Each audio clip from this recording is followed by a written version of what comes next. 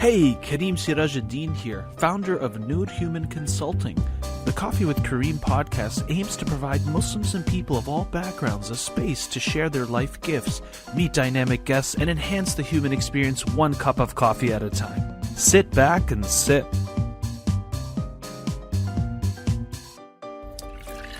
Episode 12, American Mysticism.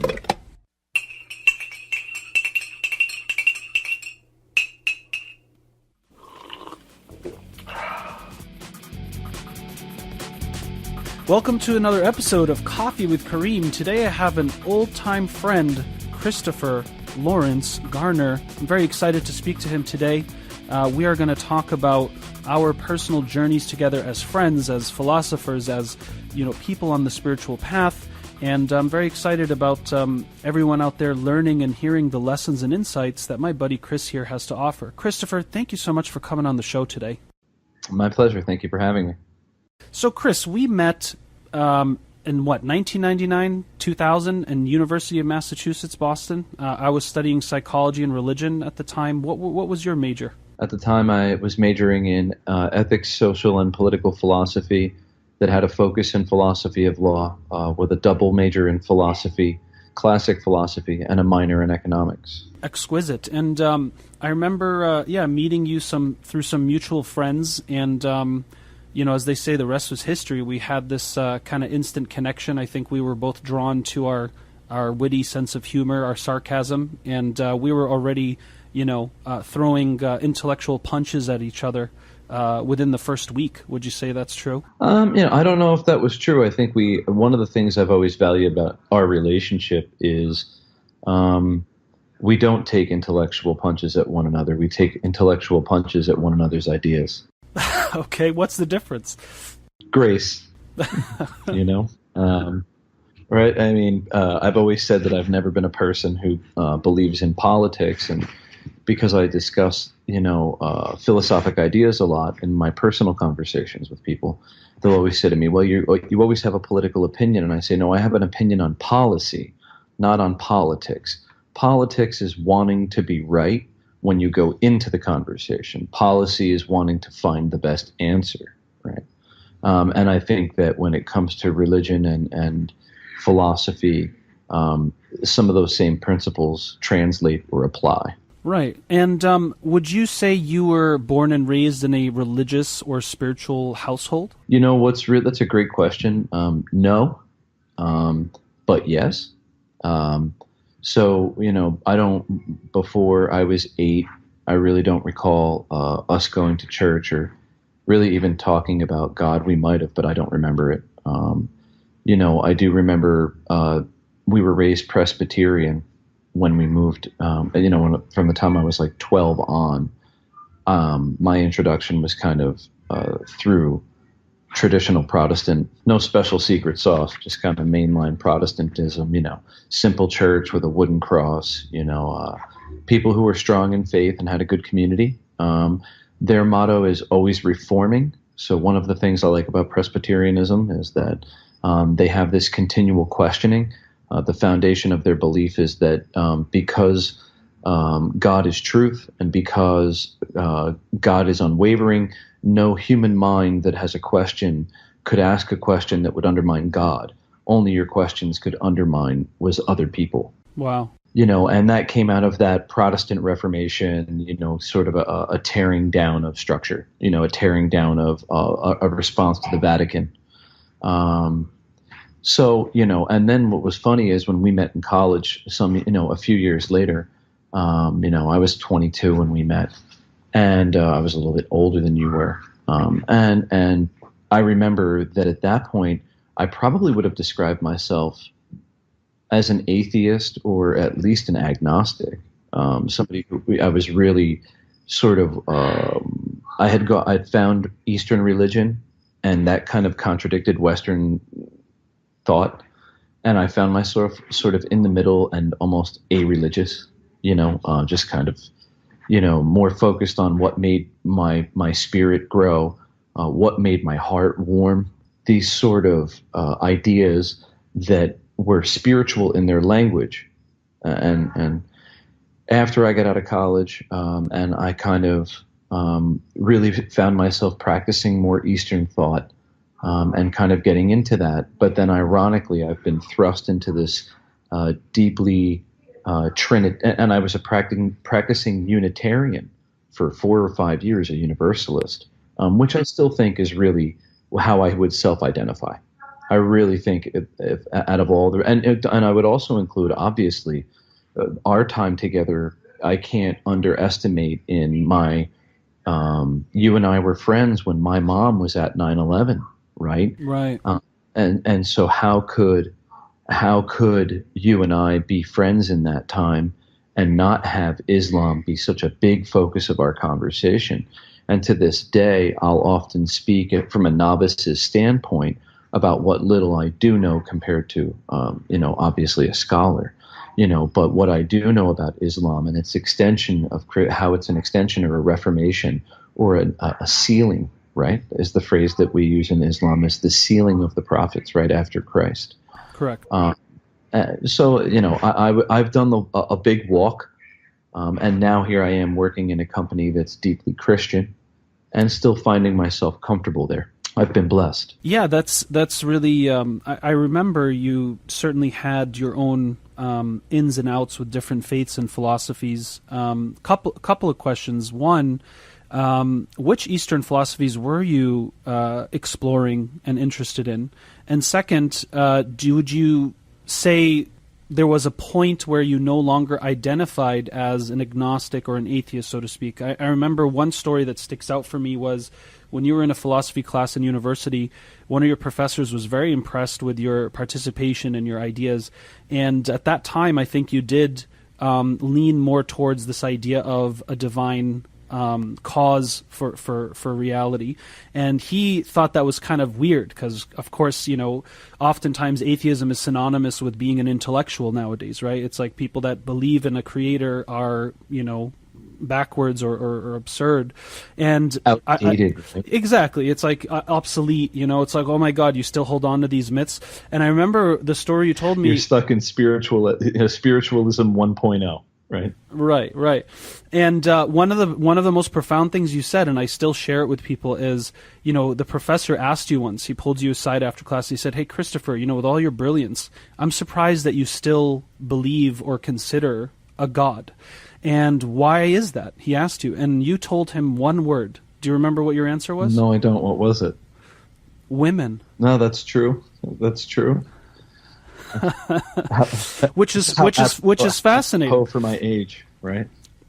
Yeah, but it's also very fascinating because recently I saw an interview with Richard Dawkins, and it was one of his channel on YouTube. He basically, when he was being asked questions from the audience, like what are some of the biggest problems or holes with evolutionary theory, and one of the things that he actually said was, we have no explanation or understanding why the human race evolved to have a male and a female. That's still a huge mystery, right? We have no idea. Like, why didn't we just have self-replicating organisms or human beings, right?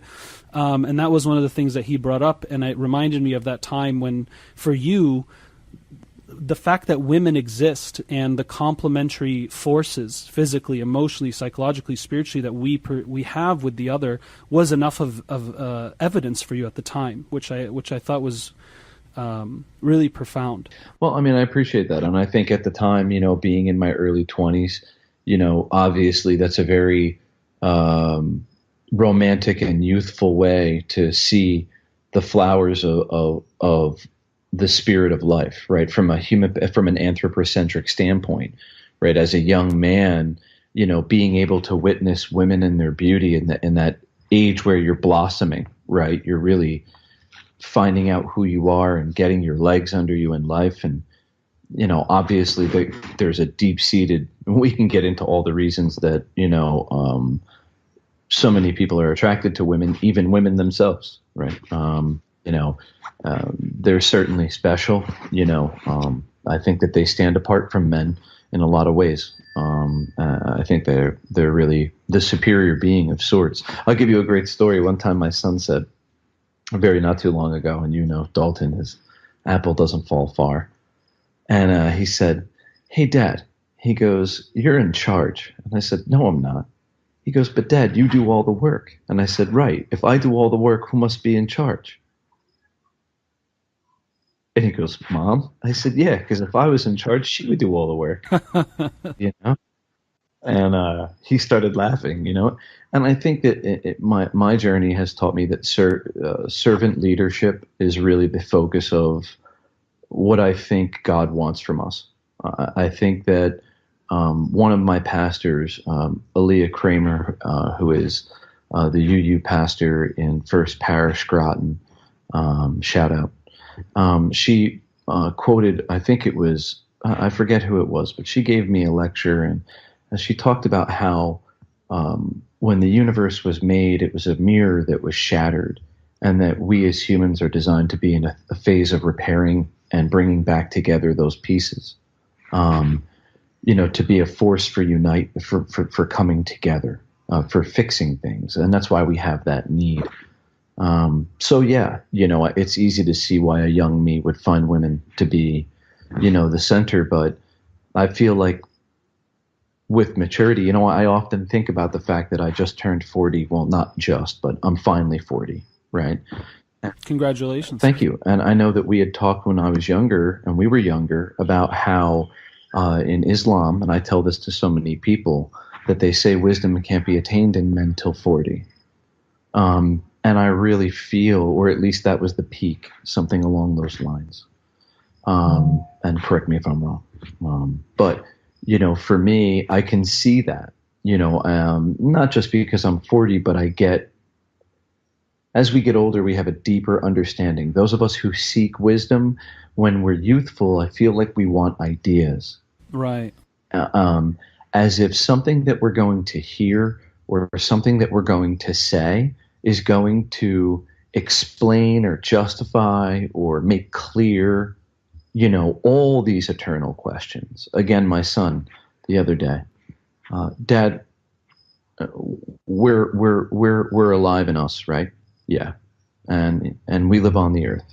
Yep, and the earth is in space. Yes, son. Dad, what's space in? Right. And we get to be 35 years old, and 40 years old, and those questions don't get answered. SubhanAllah. And so when you're young, you're looking almost like a child swimming in a pool for the first time, reaching out for something to hold on to, something to keep you afloat in this sea of ignorance, right? Of almost being blind, and at the same time too, you're so young and you're so perceptive that all these ideas come rushing in. And boy, I remember how music affected me when I was that age. How a song could just run to the very tips of my toes. And now I can get back there with music, but it's not the same. The same way that you're so sensitive, and when people give you these ideas, and sometimes they're ideas you had on your own, or ideas that you heard that you wanted to hear more about. Somebody comes along and gives you that spiritual food, I like to call it, that spiritual nourishment, and that idea just immerses you. You become washed in it, right? Because it's so fresh and you're so vibrant. And I think that as time goes on, that wisdom is deeper, almost like an oaky barrel. It gets to be aged, and so that's my response. No, I appreciate that. Yeah, I mean, it's interesting, like as you said. So yeah, in Islam, there's this idea of when you reach the age of 40, you've officially left what would be considered youth, right? Or like a young man. So it's almost the beginning of the real path or phase of wisdom, so to speak. How would you define wisdom in your own definition? Perhaps the wise man would say you can't define it. Yeah, I would agree with you. I mean, and I think the best you can get, I would agree with the wise man, not to be one, but I would agree with the wise man. And I think the closest you can get to it is either analogy or, simile. You can, someone once said to me, I don't know what God is, but I know what he isn't. Right, which is a big focus on a lot of theology, right? Negative theology in the Vedic traditions and Islam, certainly. There's all this is what God is not, to help you get a better sense of what he might be, right? In approximation of your consciousness, right? Right, and I even believe that I believe personally that, I respect everyone's right to pursue their faith. I would never seek to change anyone's faith, only to encourage it. But in my faith personally, I believe we're hardwired with that. I believe that spiritually we're born with a plane that we as humans are not tapped into, that we're supposed to be tapped into.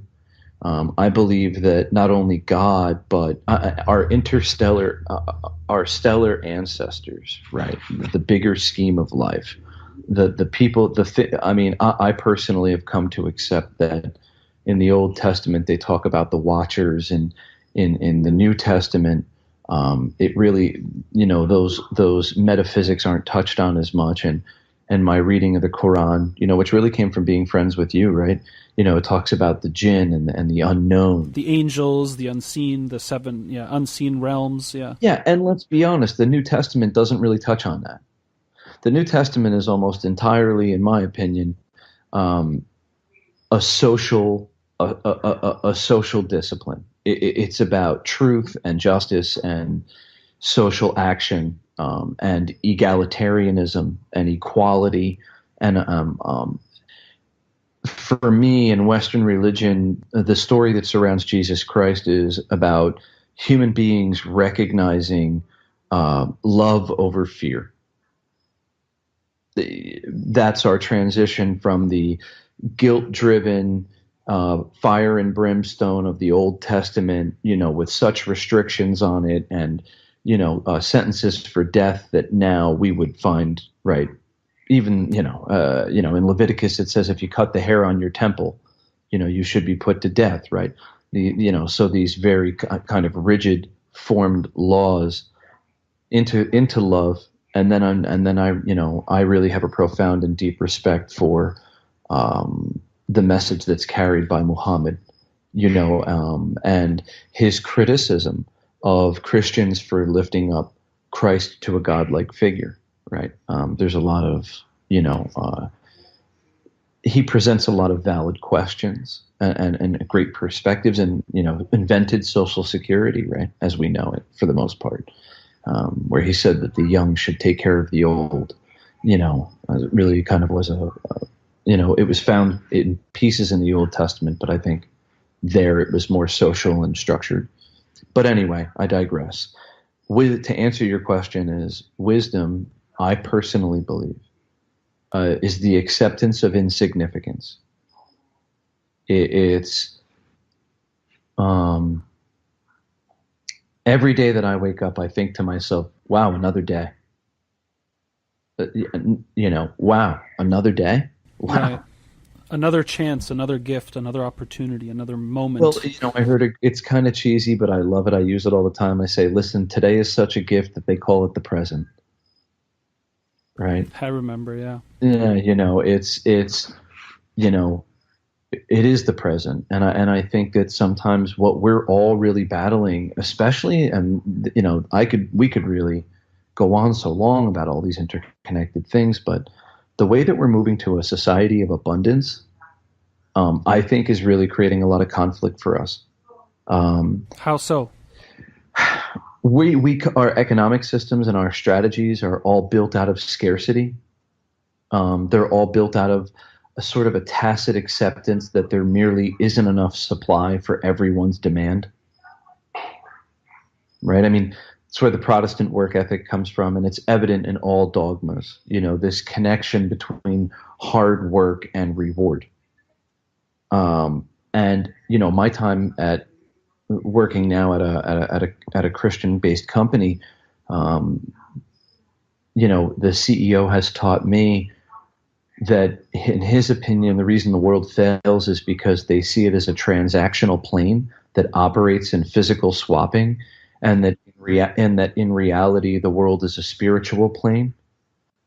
and that when you operate from the Spirit and you operate from intention and you approach and you understand with humility, grace, and love, that literally the universe opens like an orchid, right? And that takes you back to Buddhism, right? The flower blossoming, and so wisdom is accepting the fact that you're never going to know, and not just saying you're not going to know. Really, really, that you don't know, and that you have to listen to your inner peace, that voice that God built us all with. Whatever we're supposed to be, there's a reason we can feel one another. Whatever we're supposed to be, there's a reason that we work in social groups. We're facing a lot of pressure from the society of abundance because we've attached moral equivalency to works, not grace, right? We talk about how does this person deserve a second chance? Well, I mean, I think that's the whole point of grace, right? Is yes. And at what point do you not deserve another chance? I understand there are people who are dangerous, and that's a separate situation. But in our daily lives, when we give the people around us the permission to make mistakes, and we show the graciousness, because we were granted this day through grace, not works. We didn't, all of us and none of us did anything to deserve today. You didn't earn it. You're not entitled to it. Why do we say inshallah, right? Let it, right? God willing, because what a valuable lesson, right? I mean, we say it because it teaches us to remember that we're not guaranteed anything. And we lost some family friends, lost 2 of their children in 2 years that were younger than myself. Oh my. And they were about our age, and it was very recent. And we went to this funeral, and the people there were really distraught. Obviously, the second funeral in 2 years for a child, that was a grown adult, but still far too young, and 2 of them, right? And of course, there are stories of people who have it far worse, but that's not the point, because all loss is loss, right? No matter how much it makes sense, it's still loss. Because it's not rational. And so they asked me to say something, and I said, the best I can tell you is this. You're all going to sit around and try to understand why. You're going to ask yourself why. How did this happen? Why do these people, did something they do? Did the parents did? Is it something the kids did? Is it... Right. Are we being punished? Yeah, it's like you want an answer. Yeah. Of course. It's hard to make, we want to make meaning of it. We always want to make a meaning of it, yeah. And what I said to them was, it's never our place to understand, because everything we have, even the things we are most secure in, our family, these things we can't imagine anyone taking from us, in part because we feel like it couldn't happen, and in part because we can't exist if it does. Right, you take away the family, and that can mean a lot of things for a lot of people. It doesn't have to mean blood, doesn't have to be, traditional marriage, family, those people that bind us, those people that carry us through rough water, right? I said at the funeral, even those things that you so think you own, what you need to understand is everything we have is borrowed from the heart and mind of God. Borrowed. Yes, borrow. It's like a loan, right? And this idea, for example, is also expressed in Islam, the deen of Islam, right? Which means the religion of Islam. But the word deen, Chris, actually is connected to the word which means debt. So we're indebted to God because he gave us the gift of consciousness and existence. And this idea that you find in Judeo-Christianity and even Islam, this idea of you're a slave or servant of God, right? Now, of course, this can trigger a lot of people, but when, kind of what you're talking about here, it reminds me of that idea. It's like I don't really own anything. And if I don't really own anything, I don't have the right to feel entitled or ultra attached, because as we know also in Buddhism, it teaches us that our pain and suffering is proportionate to our attachment to those things or those ideas, which half the time is an illusion. Correct.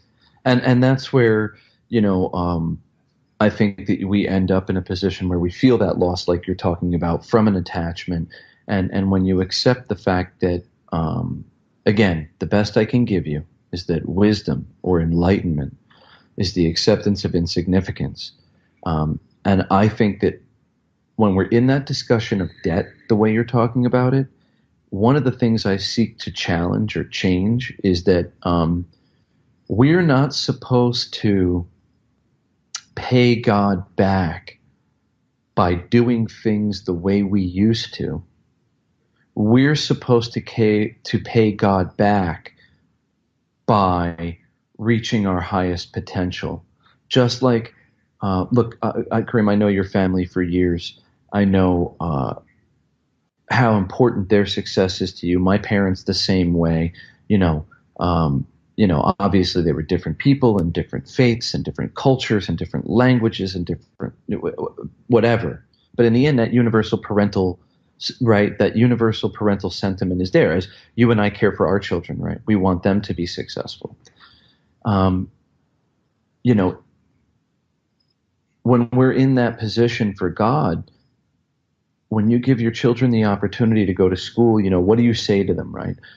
Listen, and I'm not in this position. I don't send my kids to private school, but I can imagine the conversation would sound a lot like when I signed them up for soccer, right? Hey, I'm going to give you the opportunity to play soccer, but I really need you to give your best and make every practice and go to every game, because I don't want to embarrass us or have you embarrass yourself, or, I don't want to pay out the money for this and then not have it be used. Are you going to go through? Oh, absolutely, Dad. I'm going to go out and give it my best, and I'm really going to try to hone my craft, and I'm going to take advantage of the opportunity, right? Sometimes I feel in our faith and our religious constructs, we seek to pay God back by, rather than holding on to moral truths, we try to act like people who were seen as moral when these things were documented. Mm. Is it kind of like we focus too much on being or appearing religious rather than actually being religious, being in italics, existential? Sincerity, really, versus I'm fulfilling this religious prescription and symbolism and checklist and social repertoire aspect.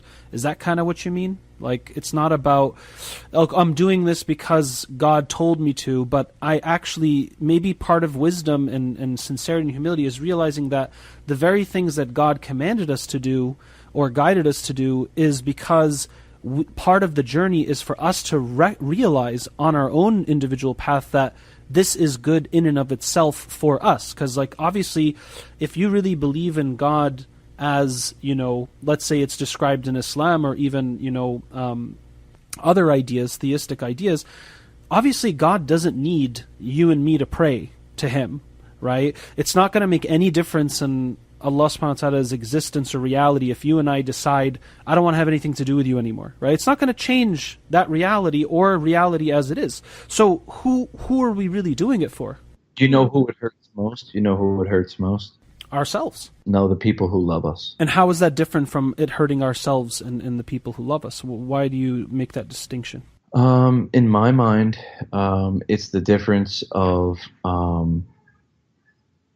you're not, because sometimes when we hurt ourselves in a way that we want to.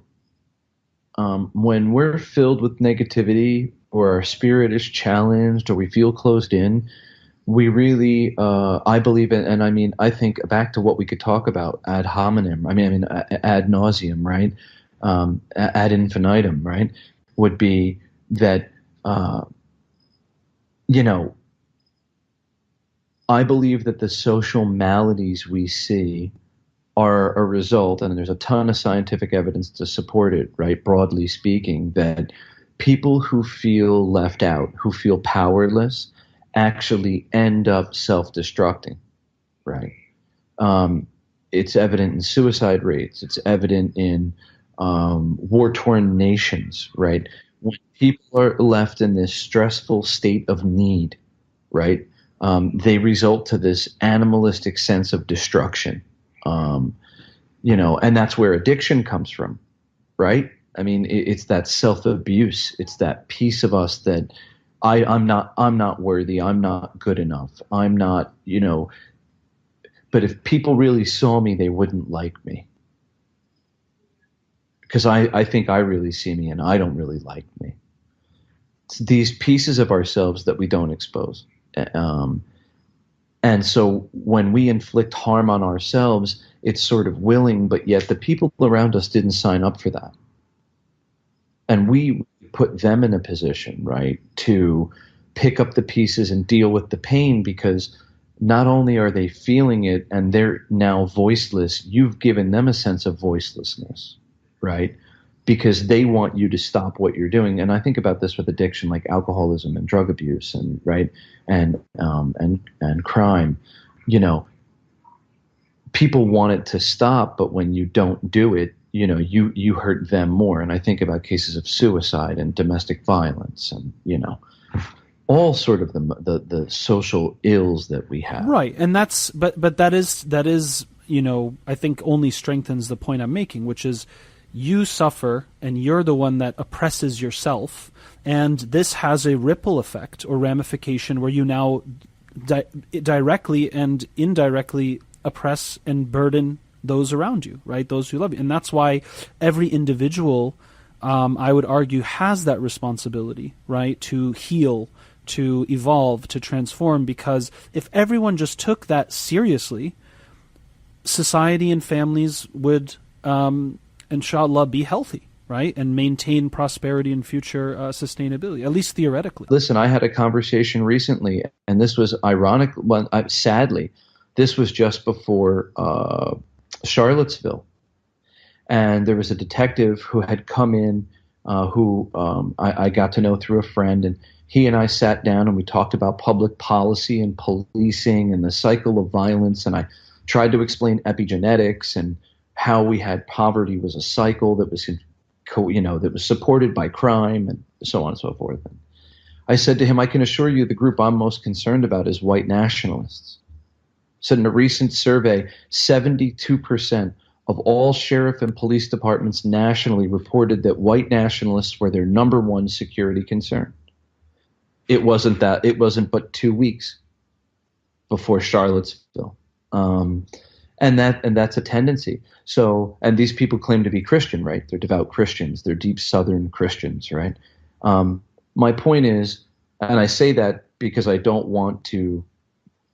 will not participate in the narrative implicitly or otherwise. I will not leave it open that Islam is the key source of terror. I believe greed is the key source of terror. For me, I feel like we need to, at the Unitarian level, that relating that to God was God, it was held up, and sort of asking of all of ourselves, how do we overcome? And I had people in our congregation who were at our church weekly who identified as Muslim, who identified as Jewish, and the one older couple would say, well, like literally we would have a Seder dinner, right? And then we would also, have, we wouldn't do it full on, but we would have a 2 or 3 day fast for Ramadan. We would learn from Buddha, we would learn from stories of Christ, and we came out of a Judeo-Christian background, so it was always more in that area. But it really helped me see that you asked me when we opened about my personal walk in faith. And I know that there are a lot of people that are going to be upset, but I ask the question, how do we pay the debt to God? Is it by acting like the people who taught us what we should do? Or is it finding a way to do what we should? Wow, man, that was deep. How do we pay the debt to God? Is it by acting like the people who taught us what we should do, or is it finding a way to do what we should? I love that. And I think one of the most challenging points of our time is, and it kind of brings us full circle, right, is how do we bridge that gap in a global society where everyone's religion says that their way is the only way? That's a real logistical question. And I got news for you, that's a dangerous question, right?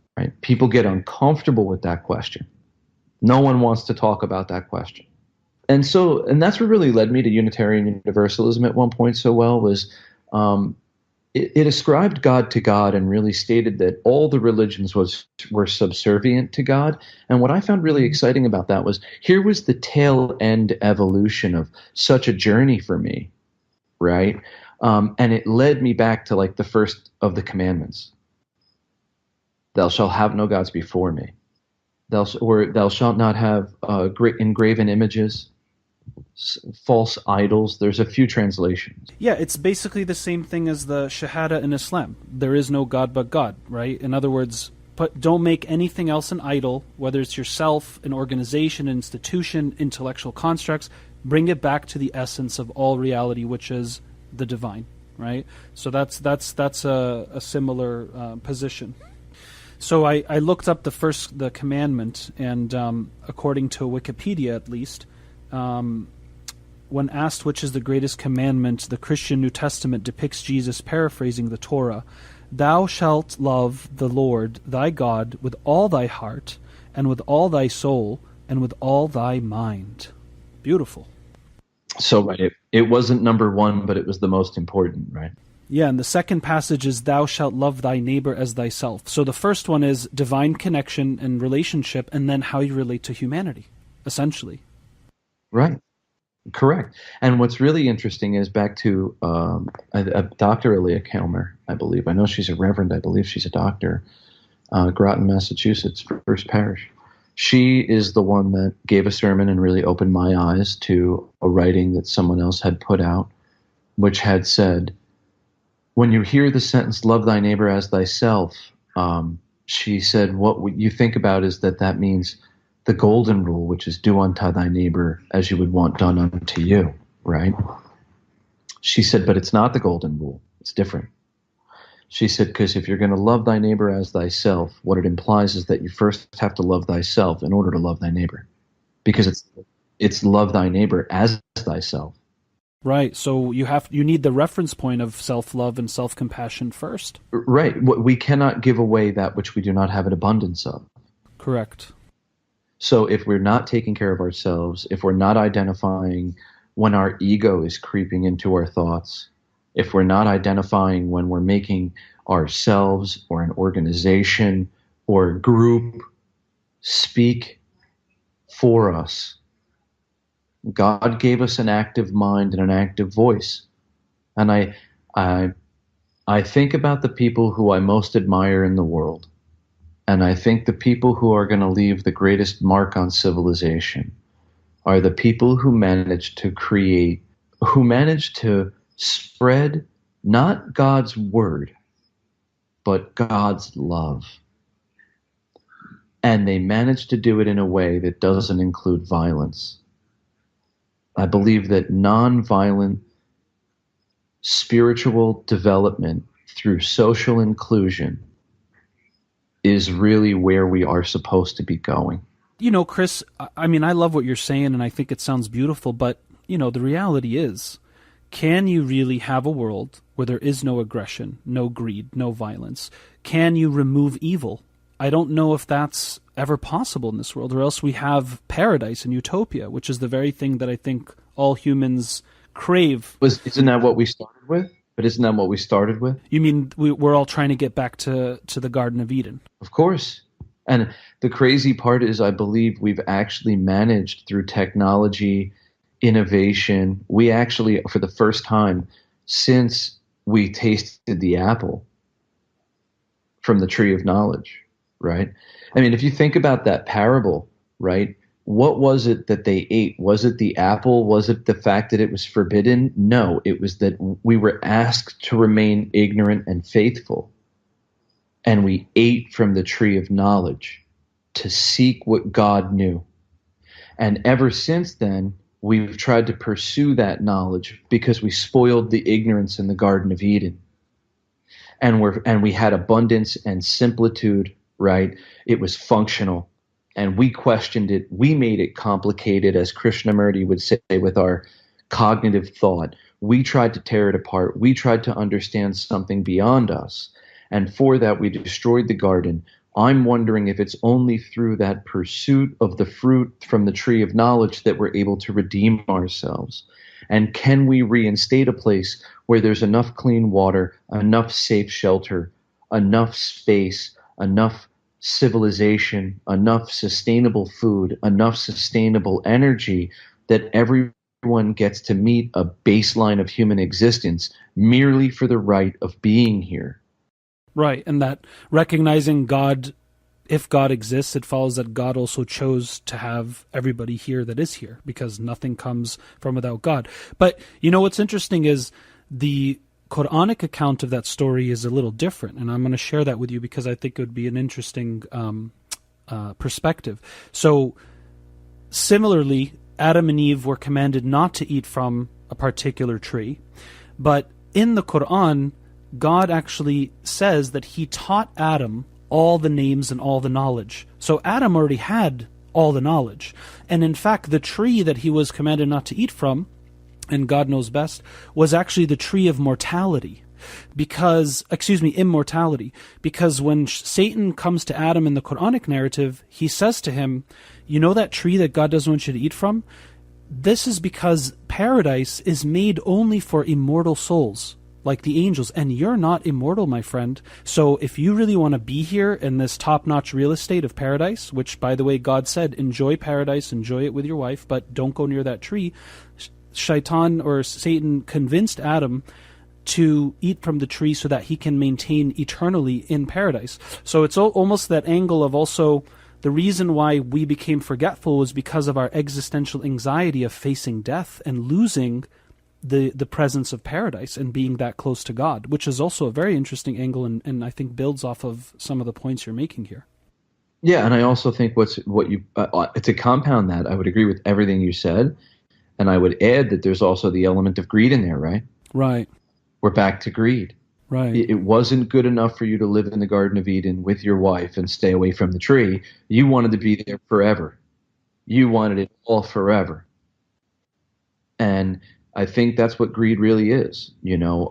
And listen, you asked a really important question, and I think it deserves revisiting. You said to me, but Chris, is it really possible to create that world? Right? I don't know, but if you're going to choose to make mistakes in life either way, what are you working towards? What are you working towards? A sustainment of the status quo? How many, let's get real for a minute, okay?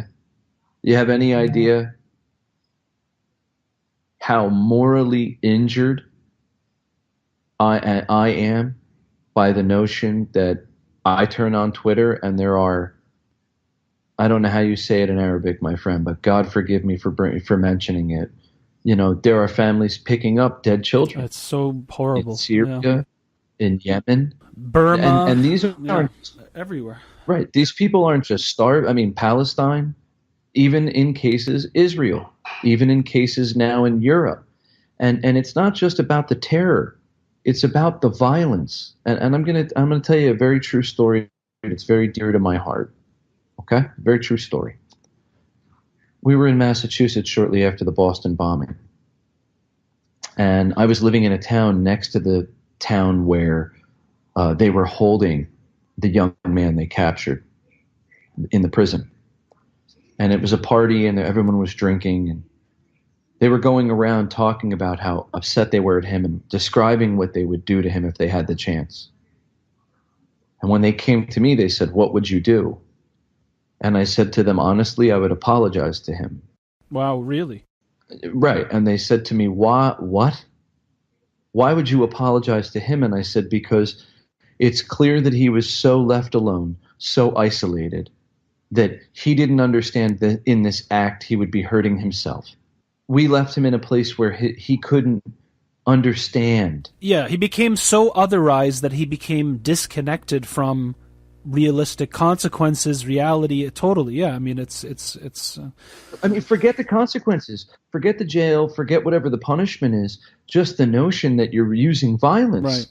Right. You kill yourself when you resort to unhealthy violence and aggression. Right, and I said to them, now that doesn't mean that what he did was okay, and it doesn't mean that I would let him out. It means I would explain to him that we would never. And you'll notice I didn't use his name because I refuse to use the name of anyone who uses violence. I believe that it empowers those people.